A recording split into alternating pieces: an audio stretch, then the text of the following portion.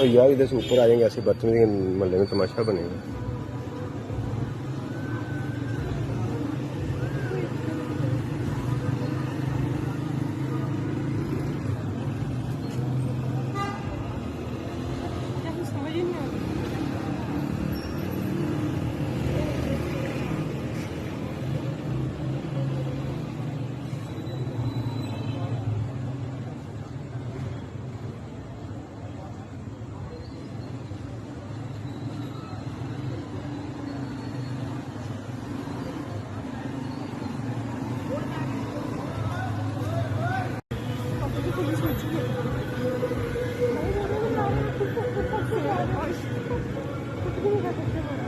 और यार इधर से ऊपर आ जाएंगे, ऐसे बदतमीजी के मोहल्ले में तमाशा बनेगा।